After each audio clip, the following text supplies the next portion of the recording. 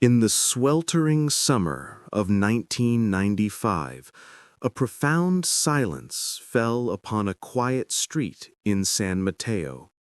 The Walker family, Michael and Ellen, with their spirited young daughters, Emma and Lucy, had embarked on what should have been a picturesque weekend drive along the sun-drenched California coast. They were destined for Half Moon Bay, a promise of seaside solace. Yet they never arrived.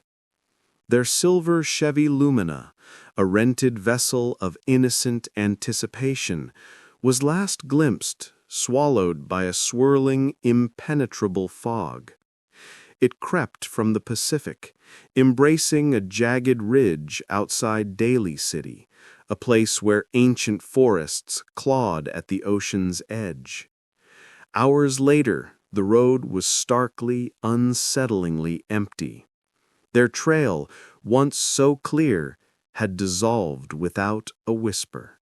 4 souls, one unassuming car, and not a single discernible reason.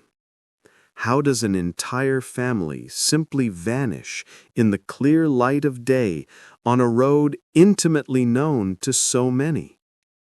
Michael Walker, at 42, was a man carved from precision and routine. His 2-story house, nestled on a tranquil block near Skyline Boulevard, boasted a narrow lawn where a swing set, now too small for his daughters, stood sentinel. He was a construction engineer, his reputation built on a quiet, almost monastic adherence to detail. Each day, a silver watch grazed his wrist, a small black notebook his constant companion.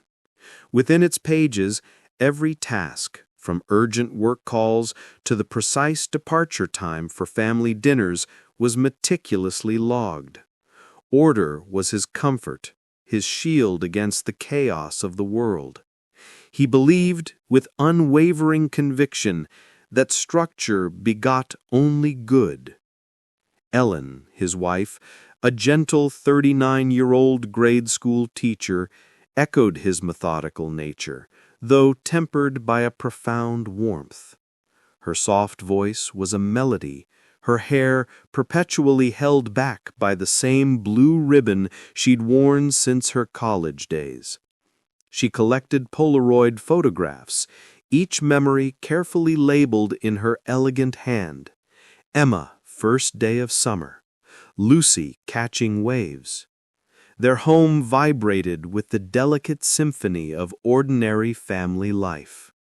Emma, 10, an aspiring chronicler, her tape recorder a constant companion, narrating her world as if it were an epic, unfolding adventure.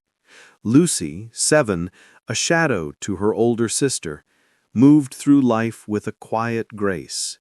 At night, before drifting into slumber, Lucy would instinctively reach for Emma's hand, a silent testament to a fear of loss she couldn't articulate. The July weekend plan was disarmingly simple. A brief pilgrimage to Half Moon Bay, a mere hour's drive south. A chance to breathe the sea air, to escape the city's relentless hum for just one night. Michael had secured the silver Chevy Lumina from a local Avis. That morning, with the efficiency of a well-oiled machine, he loaded the trunk, a cooler, his camera bag, and the girls' beloved blankets. Ellen, with her characteristic foresight, prepared sandwiches and left a note on the refrigerator, a casual promise, back Sunday afternoon. At precisely 9 a.m., the Lumina eased away from their driveway. Their neighbor across the street offered a casual wave, a fleeting image imprinted in his memory. The 2 girls, faces pressed against the window, their laughter a blur against the receding world. A lingering fog still embraced the hills, lending an ethereal shimmer to the road beneath the pale morning light. By noon, they had reached the fringes of Daly City, pausing for fuel and snacks at a modest station off Mission Street. The attendant, later questioned, recalled them vividly. A polite man in a crisp blue shirt, a woman gracefully unfolding a paper map, and two small figures in the back seat sharing a bag of chips. The father, Michael, had inquired about a road, a name that seemed to stir from a forgotten past, Old Ridge Road. The attendant had dismissed it, explaining its closure since the 70s, a dead route leading only to restricted hills near an abandoned military testing site. Michael had offered a polite thank you, a faint smile, and driven away. At approximately 2:45 p.m., the Walker family was spotted once more, this time at Thornton State Beach, a sliver of sand confronting the ceaseless churn of the Pacific. A couple, savoring ice cream, vividly remembered Ellen, her hair dancing in the wind as she sought directions to the ridge viewpoint.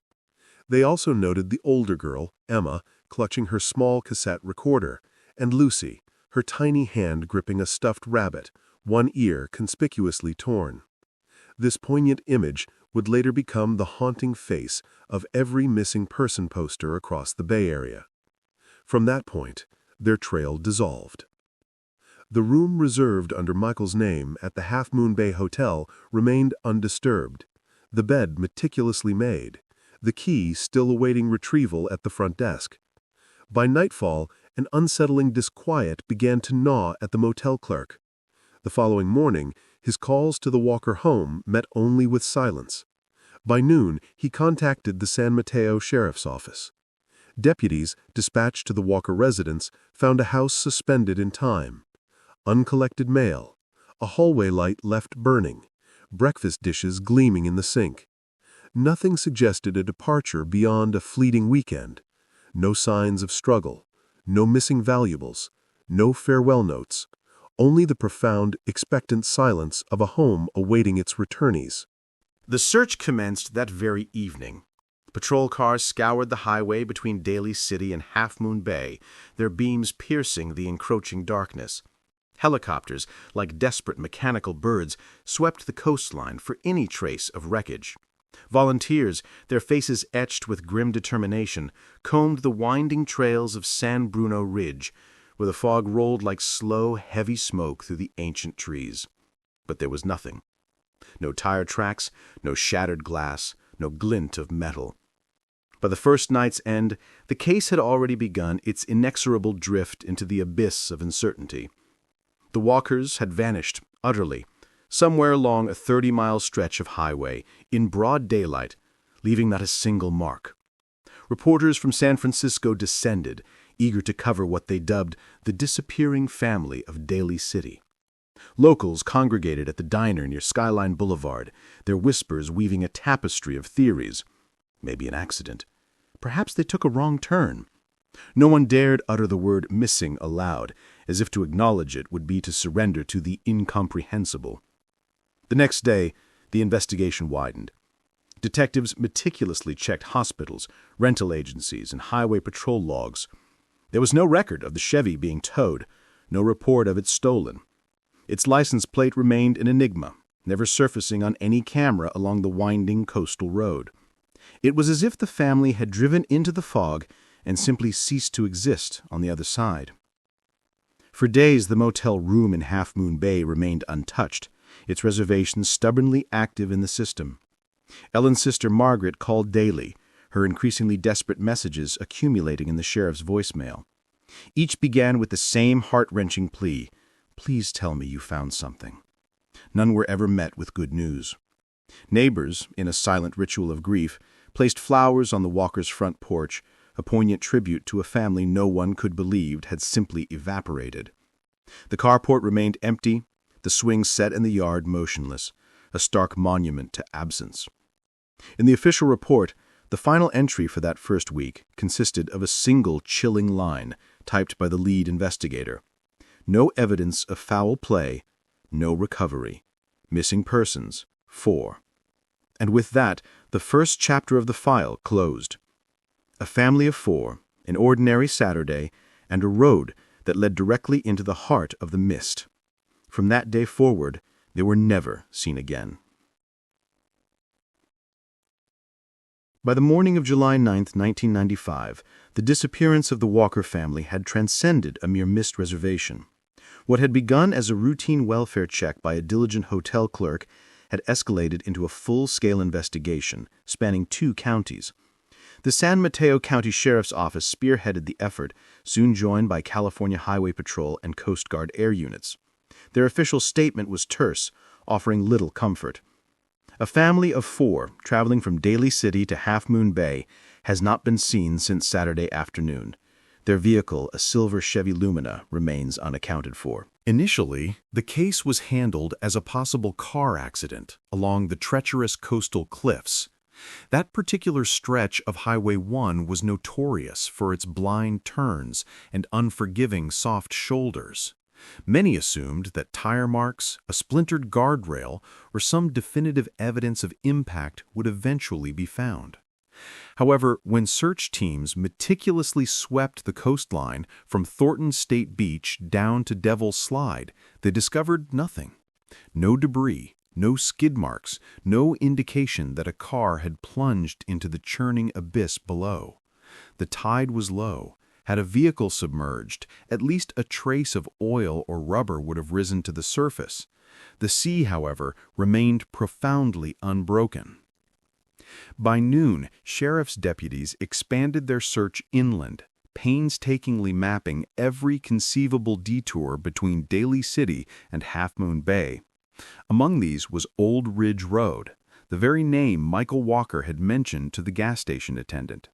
The problem was, Old Ridge Road hadn't appeared on any public map since 1978. Its entrance had been sealed off with concrete barriers after a series of minor landslides. Yet a few longtime locals knew that a narrow, unpaved path still snaked around the barrier, ascending into the densely wooded ridge above San Bruno. It was a forgotten spot, once favored by those seeking to watch the fog roll in before it was officially declared unsafe. Detectives visited the area that afternoon. The barrier remained intact, weathered by decades, but stubbornly solid, with only faint tire impressions near its edge. Impressions too distorted by erosion to yield any conclusive date. Beyond it, the path quickly narrowed, surrendering to thick undergrowth. No fresh signs of passage, no broken branches, no oil stains. The report from that visit noted an unsettling silence. No sounds of wildlife, the air unnaturally still, visibility reduced to a mere 30 feet. It was as though the ridge itself had absorbed all sound. Coast Guard helicopters circled overhead, their rotors churning the mist into ephemeral patterns. From the sky, the land appeared as an endless expanse of gray-green fabric, offering no clearing, no wreck, no telltale glint of metal. The sheriff's office deployed search dogs, highly trained for rescue operations.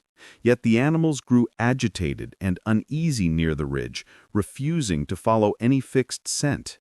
Their handlers described the area as having dead air, a place where smells seemed to simply vanish. Back in town, volunteers converged on the local community hall. Dozens joined the search, neighbors, Ellen's teaching colleagues, Michael's co-workers from the construction firm. They divided into teams, meticulously sweeping through hiking trails and rest areas. The first day yielded no results. By the second, hope began to fray, thinning like the morning fog. A child's disappearance stirs panic. A family's disappearance breeds a profound, disorienting confusion. There was nothing to latch onto, no direction to pursue. The press, sensing a potent narrative, moved swiftly. The San Francisco Chronicle blared the headline, "4 vanish on Coastal Drive, no sign of accident or foul play." Reporters camped outside the Walker home, their cameras capturing the quiet house shrouded in the heavy fog. The haunting image of the missing family, Ellen's smiling Polaroid from the previous summer, began circulating across television screens. The daughters' faces, bright and sun-kissed, stared back from every newsstand in the Bay Area. Investigators then shifted their focus to motive. Had the Walkers incurred crippling debts? Were there marital problems? Or any hidden reason for them to flee? But the answers returned consistently. stubbornly ordinary. Michael's finances were stable. Ellen's employment record was pristine. Their friends described them as predictable, almost to the point of dullness. Nothing in their lives hinted at a sudden, inexplicable vanishing act. There was no note, no sudden transfer of money, no calls from any of their credit cards or phones after that fateful Saturday.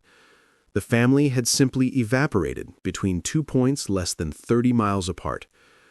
On July 11th, divers explored the reservoir near San Bruno, but found nothing. Highway Patrol scoured every roadside ditch and ravine with thermal imaging equipment. The Chevy Lumina's VIN number was flagged nationwide. Days bled into weeks, and each report returned the same grim outcome: negative. Detective Raymond Costa, a 20-year veteran, summarized the early phase bluntly in his field log. Search efforts yield zero physical trace. If they crashed, debris should exist. If they ran, paper trails should exist. Neither does. By the 5th day, the case began to draw comparisons to older mysteries: the 1970s Lost Caravan case in the Mojave, or the 1983 missing hikers near Mendocino. But those had been individual victims, not an entire household. To lose a whole family, a car, and every belonging without a sound or witness, that was unprecedented, profoundly unsettling. The sheriff's department established a command post in the Thornton Beach parking lot. Maps spread across folding tables were crisscrossed with red circles marking theoretical routes. Reporters swarmed the scene, pressing for answers about rumors, a military base, the possibility of kidnapping, even UFO sightings that local radio stations with morbid humor had begun to joke about. Behind closed doors, however, investigators were far more puzzled than amused. Captain John Mulligan, the stoic head of the case, requested a review of federal land records. To his astonishment, the area labeled Old Ridge had once housed a classified Air Force installation, codenamed Ridge Facility B, officially discommissioned in 1959. Publicly, it had been used for weather balloon testing. Unofficially, no one could locate any documentation detailing precisely what had been stored there before its closure. Mulligan ordered his team to survey the perimeter, though federal restrictions meant they could not enter without explicit clearance. Inside the station, faded maps from the 1950s revealed a network of maintenance tunnels carved into the hillsides, long since sealed. Most locals had forgotten their existence, but a few older residents claimed that before the facility's closure, strange lights had been seen flickering above the ridge at night. No one had paid much heed back then. It was the height of Cold War paranoia, and everyone imagined something strange in the sky. By the end of the week, the sheriff's office released a formal statement. Despite extensive search operations by land, sea, and air, no trace of the Walker family or their vehicle has been located. The investigation remains open. Behind that stark line lay quiet exhaustion. The volunteers ceased to appear. The helicopters returned to base. Only Margaret Dunn, Ellen's sister, continued her daily calls to the sheriff's desk. She brought food to the weary officers, left fresh flowers near the family's mailbox, and asked the same question every single time. "Did you check the ridge again?" The case file, a single, unassuming brown folder, bore the simple label, Walker Family, open. Inside, the last entry, dated July 15th, read simply, "Area cleared, no further leads." That night, a dense fog rolled in from the Pacific, once again shrouding Daly City in its familiar gray silence. The lights along Skyline Boulevard dimmed behind its ethereal curtain, and the ridge vanished once more from sight. The active search was over, but the mystery had only just begun. When the search officially ended, there was no press conference, no final definitive statement.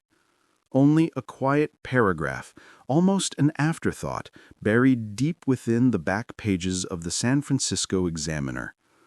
Authorities suspend active search for missing Daly City family. Investigation remains open. This was July 20th, 1995. After 2 weeks consumed by fog, the thrum of helicopters, and an avalanche of unanswered questions, the Walker family's names silently slipped from the headlines. Their house on St. Charles Avenue remained as they had left it, curtains half drawn, mail stacked neatly by the door, bicycles leaning against the fence. The neighborhood, burdened by a shared, unspoken dread, largely avoided discussing it. Children, once accustomed to cutting through the Walker yard on their way to school, now found alternate routes. Even the mailman began to quicken his pace past the house. Absence, it seemed, carried a peculiar, quiet weight that unsettled everyone. Ellen's sister, Margaret Dunn, refused to succumb to this suffocating silence. Every weekend, she drove the same coastal route her sister had taken, stopping at every turnout, every precarious cliff edge, every gas station between Daly City and Half Moon Bay. She carried a dwindling stack of missing person flyers, their colors already fading under the relentless sun. On the back seat of her car, a cardboard box held a collection of maps, meticulously marked with red pen. Possible detour, old path blocked, ask locals. Each time she reached Thornton Beach, she would exit her car and stare intently at the horizon, as if to expect to glimpse the silver flash of a car where the fog met the churning sea. The sheriff's office maintained the file as open in name only. Every few months, a new deputy was assigned to review it, flipping through the same 20 pages before returning it to its shelf. No new information, the reports invariably read. The working theory remained unchanged: an accidental fall from a cliff, no recovery. Yet not a shred of evidence existed to substantiate even that. In 1996, a year after the disappearance, the rental agency liquidated its remaining fleet of Chevy Luminas. Michael's car, still officially listed as missing, was removed from their records. Without a vehicle identification match, state databases eventually erased the entry altogether. By 1998, it was as if the car had never existed at all. Still, whispers persisted. Truck drivers traversing Highway 1 late at night claimed to see fleeting flashes of headlights cutting across closed access roads near the ridge. 2 lights, moving slowly, then vanishing behind the dense trees. A ranger from San Bruno Mountain Park confided in local deputies that he had discovered faint tire marks where none should have been, deep within a section closed to the public since the 70s. When he returned 2 days later to photograph them, the marks were gone. The following year, a group of amateur hikers stumbled upon a child's shoe near the Old Ridge Barrier, mud-caked, worn, and bleached by the sun. Its size matched Lucy Walker's last known shoe size. The sheriff's office collected it, but after forensic testing, found nothing conclusive. No DNA, no fibers linking it definitively to the family. It was nevertheless entered into evidence, labeled Item Number 27, Children's Shoe, likely unrelated. By 2000, the Walkers had been officially declared dead. The court hearing, a grim formality, lasted less than 20 minutes. Margaret attended alone, a solitary figure seated at the back of the small courtroom. The judge read the motion, citing prolonged absence and a complete lack of verifiable contact. When it concluded, she stepped outside and sat in her car for nearly an hour before finally starting the engine.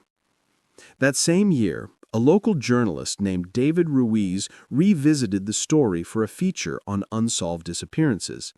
He spent 3 months meticulously interviewing former investigators, neighbors, and search volunteers. The resulting article, Vanished in the Fog, ran in the Pacifica Tribune. It described the case as an absence within an absence, a family that had left behind absolutely nothing to explain their vanishing. Ruiz included one line that, while seemingly innocuous, drew a quiet, significant attention.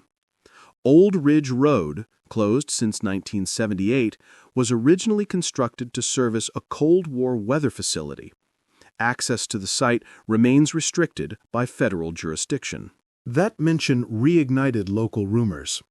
Old-timers began recalling stories of the Ridge facility, how in the early 1960s residents along Skyline Boulevard had seen trucks carrying sealed crates up the mountain late at night. Others claimed the road closure in '78 was no mere landslide at all, but a quiet cover-up for something far more sinister, something buried. No official records confirmed these claims, but the myth took root. By 2005, the Walker House had been sold twice. The new owners, eager to make it their own, remodeled the kitchen, repainted the walls, and politely declined interviews. A single photograph of the family remained in local archives. Ellen holding Lucy on her lap, Michael's arm around Emma, the ocean stretching endlessly behind them. It was taken one summer before they vanished, one of the Polaroids Ellen had developed that very day. Margaret kept the original, placing it on her mantel next to the stuffed rabbit that searchers had found in one of Ellen's old classroom boxes. The toy's left ear was still torn. In 2010, a new detective, Daniel Cortez, reopened the file during a routine review of old cold cases. He was younger than the men who had worked the original investigation, meticulous and unhurried in his approach. Cortez devoured every note, every transcript, every witness account. What truly captivated his attention wasn't what was written, but rather what was conspicuously absent. The original field notes mentioned the visit to Old Ridge Road, yet there were no photographs, no GPS coordinates, no follow-up. It was as if the area had been deliberately, systematically excluded. Cortez drove out to the site one foggy morning. The barrier still stood, cracked but defiantly intact, streaked with moss and the patina of age. Beyond it, the forest had thickened into an impenetrable wall, reclaiming what little of the road remained. The detective parked his cruiser and walked several hundred feet into the undergrowth until the path dissolved entirely, into soil and tangled roots. The air hung unnaturally still, even the distant hum of the highway fading behind him. For a moment he felt the peculiar quiet that the old searchers had described, a silence that seemed to press inward, as if actively listening. He didn't linger. As he returned to his car, he spotted a single scrap of metal near the base of the barrier, thin, curved, painted silver. It could have been a fragment of anything, an old fender, a discarded signpost, debris from decades past. Still, he logged it into evidence, labeling it possible automotive remnant. The department, however, allocated no resources for his follow-up. Too cold, too old. The box returned to storage, just as it had 25 years earlier. And yet the core question lingered, an insistent echo. How does a family vanish between two cities in broad daylight on a highway where every road, supposedly, leads somewhere? For most, the story had long concluded, a mystery sealed forever in the mists. But for Detective Cortez, and for the few who still remembered the Walkers, there remained an unsettling sense that something was unfinished, something hidden within the pervasive silence between the trees, patiently waiting to be found. The kind of silence that does not, cannot forget. It was early autumn of 2020 when the Walker case stirred again, 25 years after the family's inexplicable vanishing. The rediscovery came not through persistent law enforcement, but by a fortunate accident. A team from the California Department of Forestry was utilizing drones to assess wildfire risks along the steep, treacherous slopes of the San Bruno Ridge.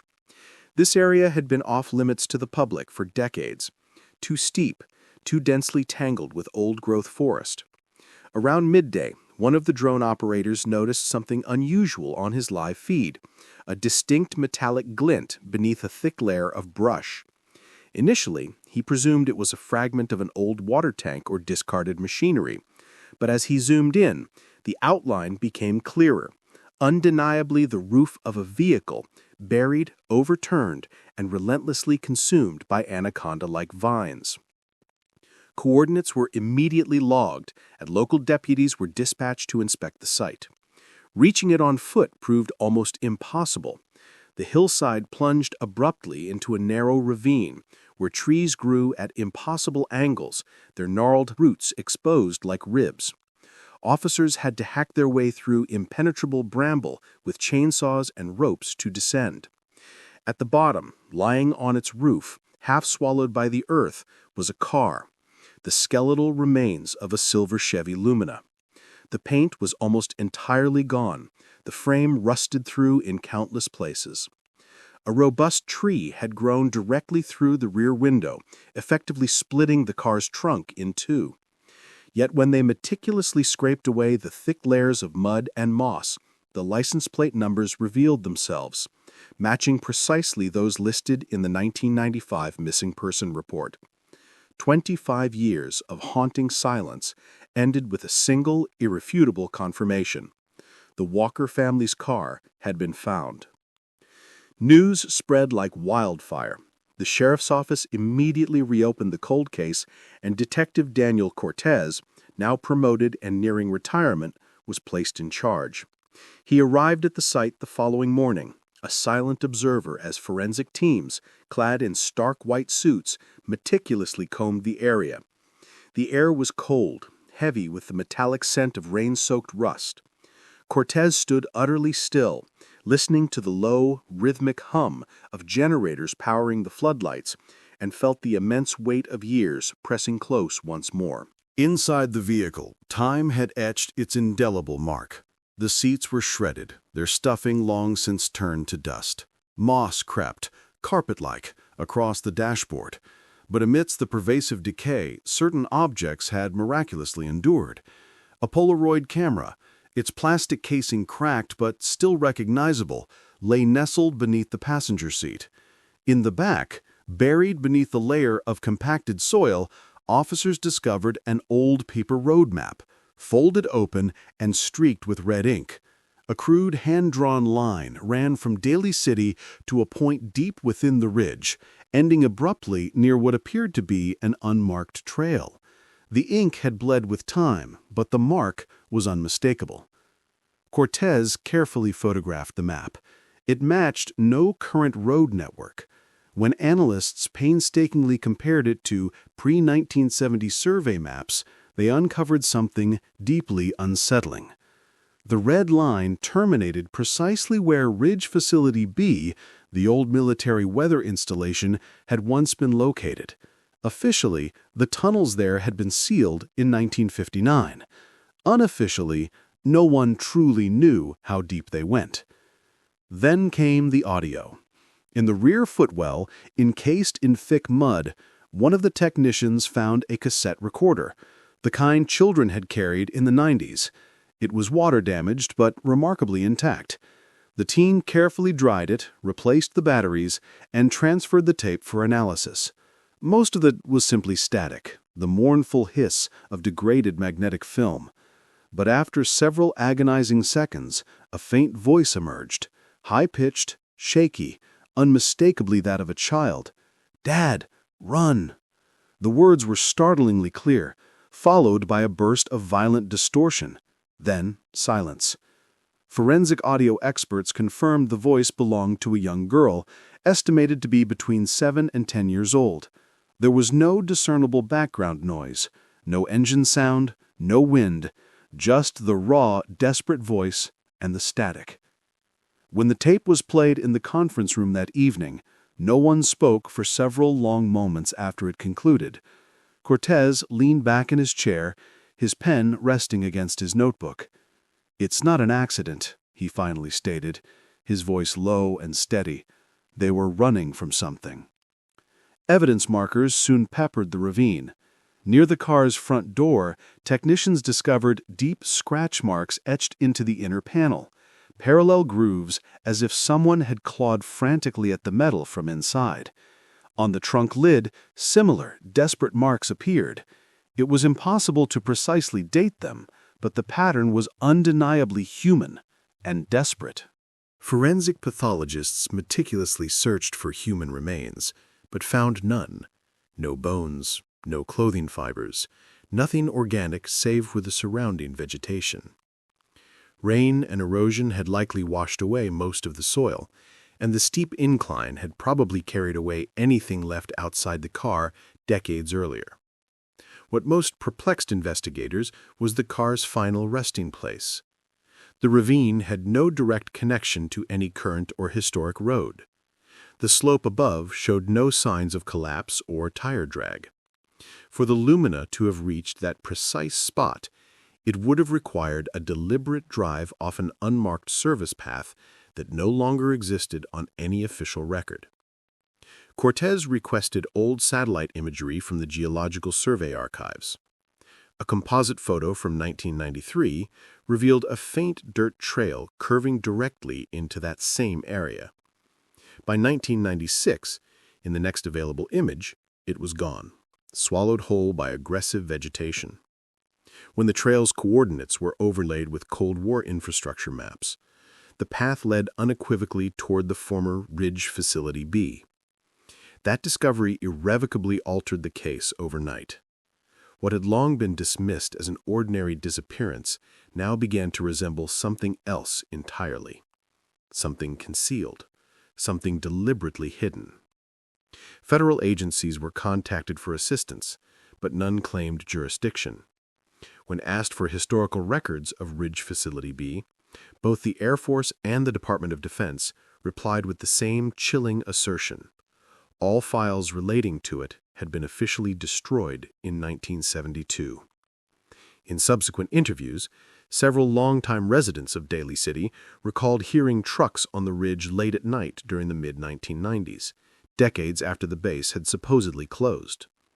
Others spoke of low, rhythmic mechanical noises echoing through the hills, like engines churning deep underground. None of it was ever officially documented, but the stories, like persistent ghosts, refused to fade. Cortez wasn't inclined to believe in conspiracies, yet facts were facts. A car had ended up in a ravine below a restricted military site, with no visible route in or out, and no remains of its passengers. The tape, the scratches, the map. They were pieces, but not yet a coherent picture. By October, the hillside had been cleared and sealed once more. Reporters arrived, their drones hovering like mechanical insects above the treetops. The story exploded across evening news segments. Daly City family found, mystery deepens. Margaret Dunn, now gray-haired and weary, was contacted for comment. She declined to appear on camera, but issued a short, poignant statement through her lawyer. If my sister's family was trying to run, I only hope they found peace before the end. In the days that followed, Cortez returned to the site alone. The police tape, a silent sentinel, fluttered weakly in the cold wind. He stood beside the wrecks, his flashlight beam sliding over the desperate marks on the car door, and noticed something he hadn't before. Etched faintly into the inner metal, beneath the rust, almost erased by the relentless march of time, were three shaky, almost childlike letters: E.M.L. Ellen, Michael, Lucy. The initials were aligned, a small, desperate plea. And beneath them, barely visible, a final word carved deeper than the rest: home. No one could determine when it was written, but standing there, under the echoing silence of the ridge, Cortez felt for the first time that what had happened wasn't random, wasn't a tragic accident. Someone had left a message, not for rescue, but for remembrance. The official report filed 2 weeks later would describe the scene in neutral, bureaucratic terms. Vehicle recovered, no remains found, evidence inconclusive. But off the record, within the confines of the department, the tone had shifted dramatically. The walker's disappearance was no longer seen as a tragedy lost to time. It was something else entirely. A closed road, an erased facility, and a family that had driven straight into both. And for the first time in 25 years, the question itself changed. Not where did they go, but what did they see before they disappeared? The discovery of the Walker family's car reignited more than just a cold case. It awakened something long dormant in Daly City. Reporters swarmed the sheriff's office, demanding answers. Officials offered none. The Air Force flatly denied any involvement.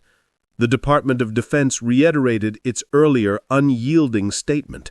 All files regarding Ridge Facility B had been declassified or destroyed decades ago. But when persistent journalists requested site access, their petitions were quietly, definitively declined. The excuses were familiar. Environmental hazards, unstable terrain. Detective Daniel Cortez had heard enough of those explanations to recognize a wall when he hit one. He was not a man given to theories. 30 years on the force had trained him to follow tangible evidence, not the fleeting tendrils of imagination. And yet the evidence itself now stubbornly defied logic. The Walker's car had been found in a ravine, seemingly unreachable by any road, beneath a facility that, according to official records, should not have existed after 1959. There were no footprints, no human remains, no clear signs of a natural accident. Only the desperately carved initials, the haunting cassette, and that singular red line on the map. A line that pointed directly toward a part of the ridge that no longer appeared on any map at all. He began to meticulously search the archives in Sacramento, using his own time, fueled by an insatiable, quiet compulsion.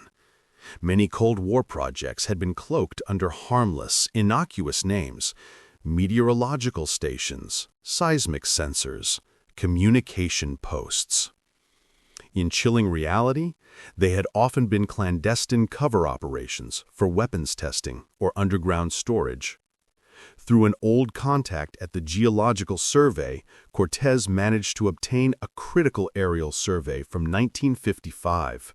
The vintage photograph revealed a circular clearing, roughly half a mile beyond the current barrier. At its precise center stood a rectangular structure with an access tunnel extending eastward, directly into the hillside.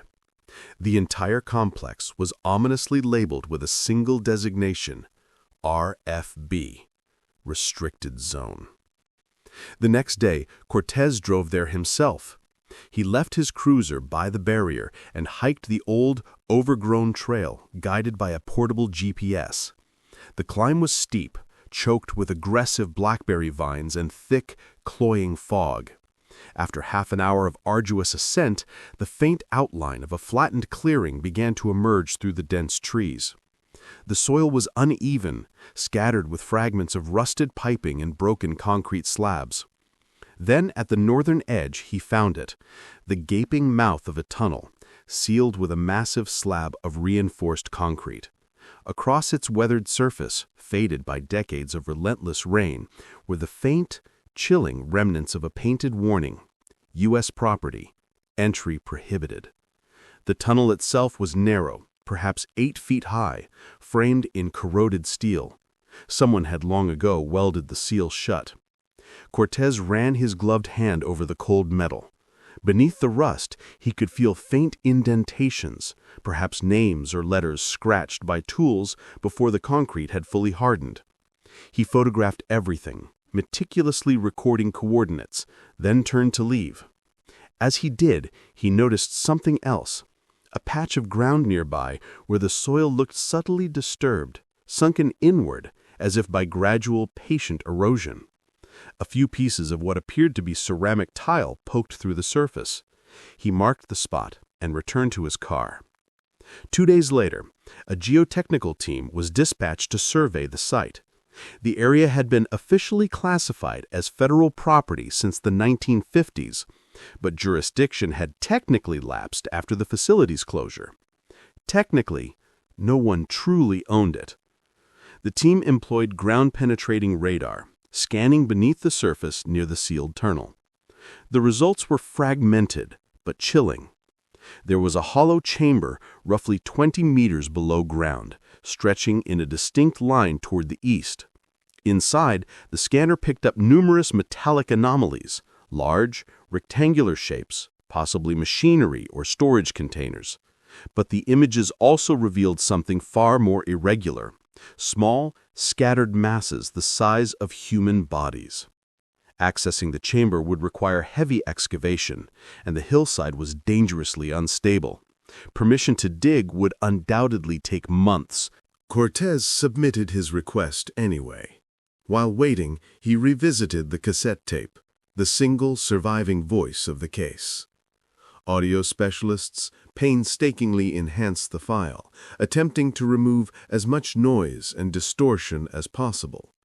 Beyond the clear, desperate phrase, "Dad, run," another faint sound emerged, almost imperceptible beneath the static. It was rhythmic, mechanical, a pulsing hum.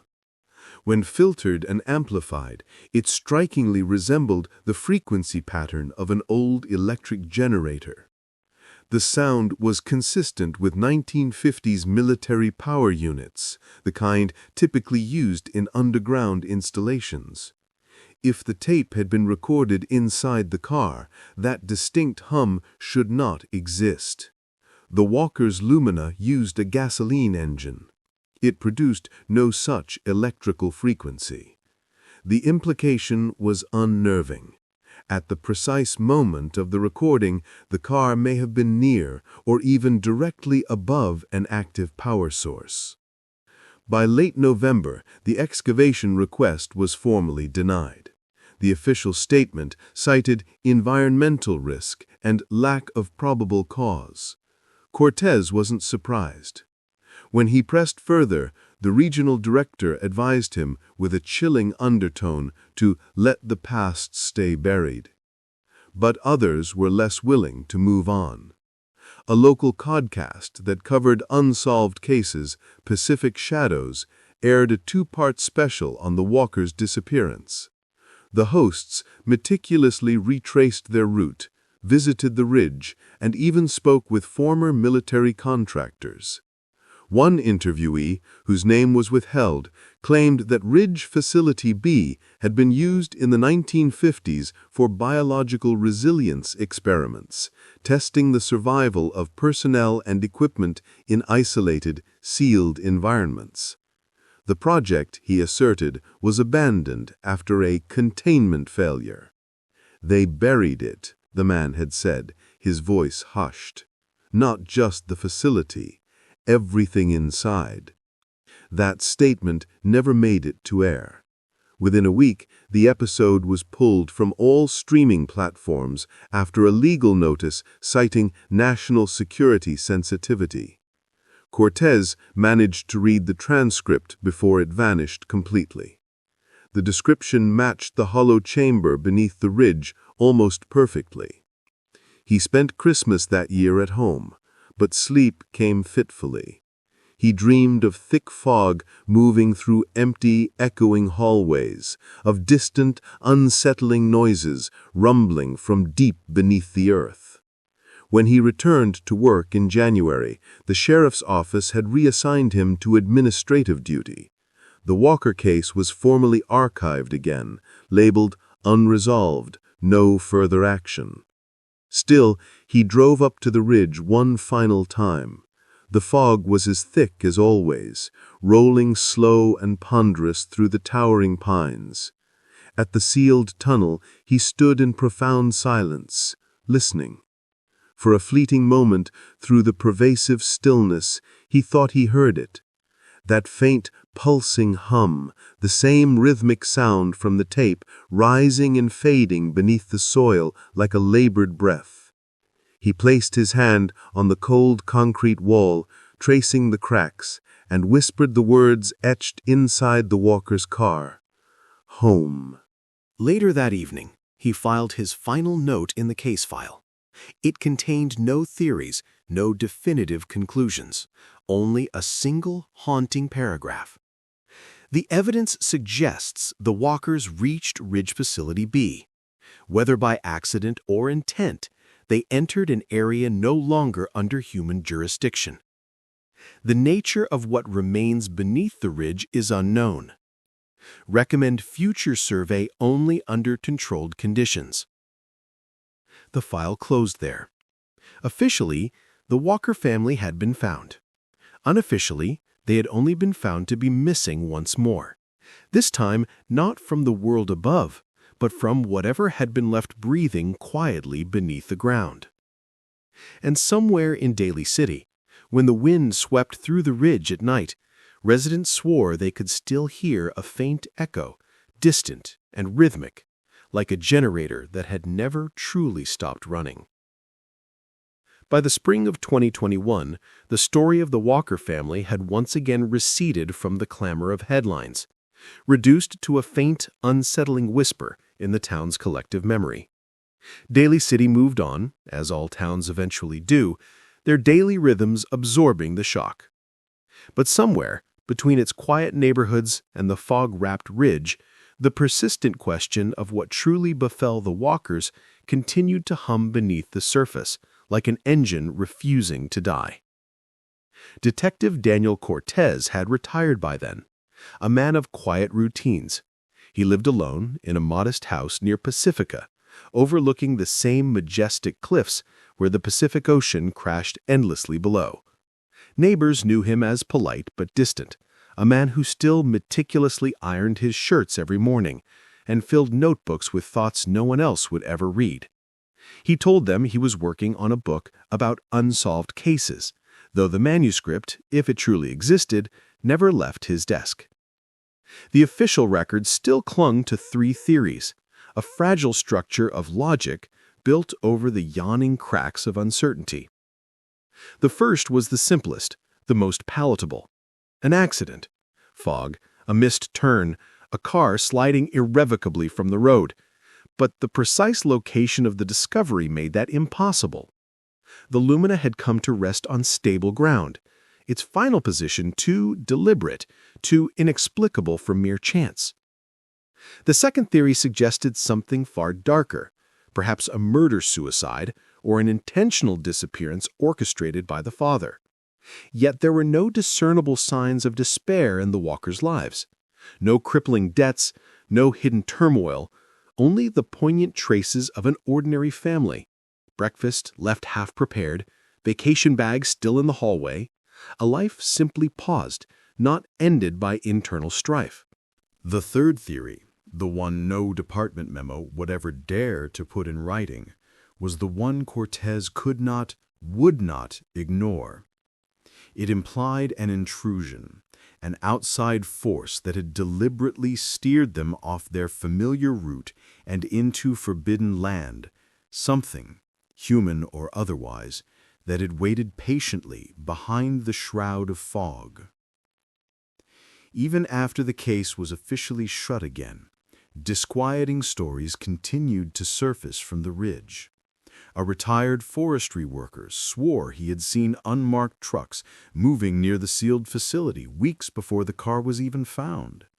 Another man claimed to have worked on the original closure of Ridge Facility B, insisting it had never been intended to stay sealed forever. None of their accounts were ever definitively verified. Most were dismissed as mere folklore. Yet they echoed a persistent rumor that had circulated for years, that beneath the concrete and rust, the facility still drew power from somewhere unseen, somewhere deep below. Cortez, even in retirement, relentlessly sought to verify what he could. Freedom of information requests yielded little more than polite bureaucratic refusals. When the responses arrived, they were all chillingly similar.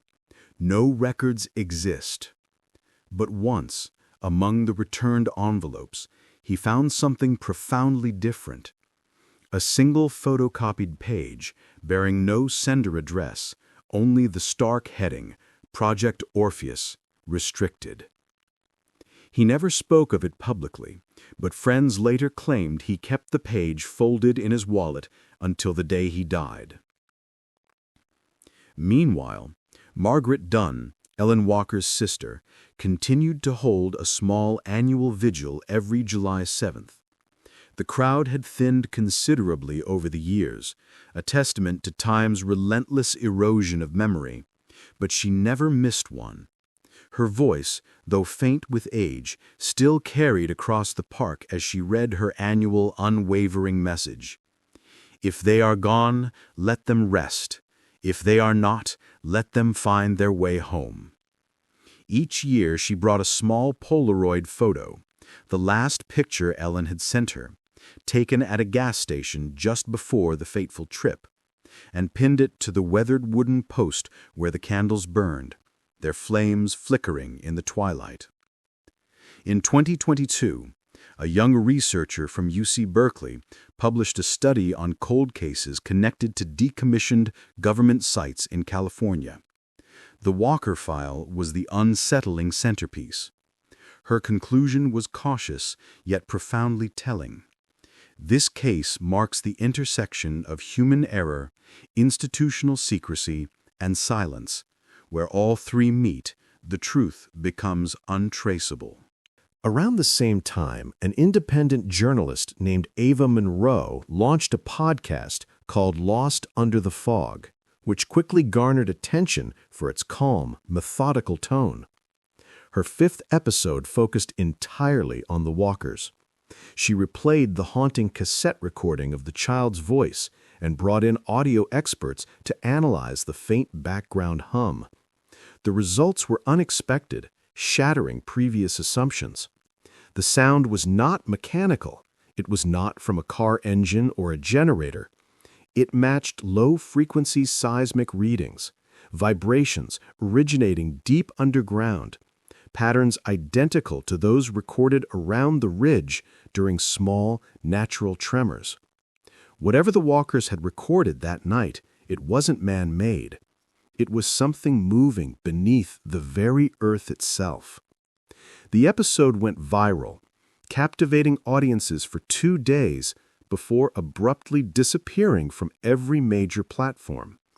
The production company cited a technical rights issue, though Monroe herself later admitted privately that she had been asked to remove it. No one ever clarified who had made the request. Cortez, though long retired, heard about the broadcast. He sent Monroe a short, carefully penned note in his meticulous looping hand. Some things can be sealed with concrete, but not with silence. The ridge remembers. They entered it not by mistake, but by invitation. The question is, who invited them? The note ended there. Months later, the site of the car's discovery was fenced off again, officially declared unstable and dangerous to the public. New warning signs were posted. Landslide risk, no entry. Locals offered the official explanation. It was for safety. Hikers, however, whispered another story, of nights when the fog sank low and the ground beneath the ridge trembled faintly, of a sound that came and went like a heartbeat in the soil. No one ever stayed long enough to listen twice. Inside the sheriff's evidence room, one object remained separate from the rest. The cassette recorder, discovered in the back of the Walker car, was sealed in a clear case marked Item 41. On its label, written in faded blue ink, was a small, enigmatic note, "For when it stops." No one knew who wrote it or what it truly meant. Some officers thought it referred to the static, a simple reminder to replay the tape once the interference cleared. Others wondered if it was something else entirely, a message, a desperate plea left for whoever found it next. When the tape was played again, years later, The same words emerged. The same brief, trembling plea. "Dad, run." But those who listened closely swore the background hum had changed. It was louder now, closer, rising like the distant, subterranean rumble of something still awake beneath the ground. In Daly City, the story of the walkers became less a mystery to solve and more a caution, a grim fable told in low voices at local bars, the kind that began with silence and ended with fog. The city preferred it that way, unanswered, unfinished, forgotten by daylight. Because some stories, the older residents would say, don't end when people vanish. They end when the world decides it's better not to ask what took them. And in that quiet, the legend remained, not of a family lost, but of one that had gone somewhere the rest of the world was never meant to follow. By 2025, the Walker disappearance had long slipped into the realm of rumor, half remembered even by those who had once tirelessly searched the ridge. Daly City had grown busier, more modern, yet the hills above it remained stubbornly unchanged. Fog clinging to pine and power line, the ridge still fenced and ominously marked no entry. Locals claimed GPS signals cut out near the site. Others swore the earth there hummed when the wind died down. Detective Daniel Cortez never saw those later years. He died in 2023, found at his desk with a note in his careful handwriting. She called for him. He heard. No one knew what it truly meant. At his funeral, Ellen Walker's sister, now frail and silver-haired, placed a faded Polaroid of the missing family beside his coffin and whispered, "You kept looking. That's enough." Weeks later, a mild earthquake shook the San Bruno Ridge. A ranger, conducting a routine patrol, found a section of ground that had collapsed, revealing a narrow cavity. Inside was a tunnel framed with rusted steel, letters faintly stenciled on the wall, RFB. The next day, heavy rain filled the hole, sealing it once again. The photograph the ranger took was quietly removed from county records, but not before someone clandestinely leaked it online. Once more the story returned, not as breaking news, but as a chilling caution. Some said the walkers had merely stumbled into a sealed Cold War facility.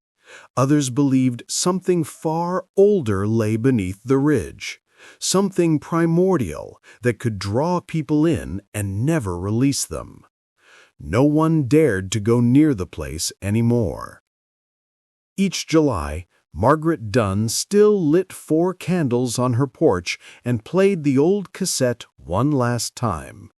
Between the static and the child's fading voice, she thought she could hear the ocean, a long, deep breath rising from under the earth.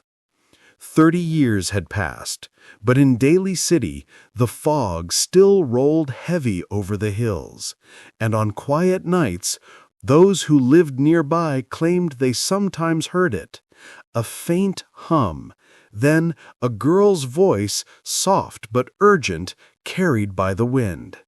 "Dad, run home!" No one ever found where it truly came from. Some said it was just the ridge breathing again. Others said the walkers were never gone, only waiting for someone to finally listen. If stories like this keep you thinking long after the screen goes dark, the ones that blur the line between mystery and memory, don't let this one fade away. Subscribe to the channel for more true unsolved cases told with care and detail. Leave a comment below. Where are you watching?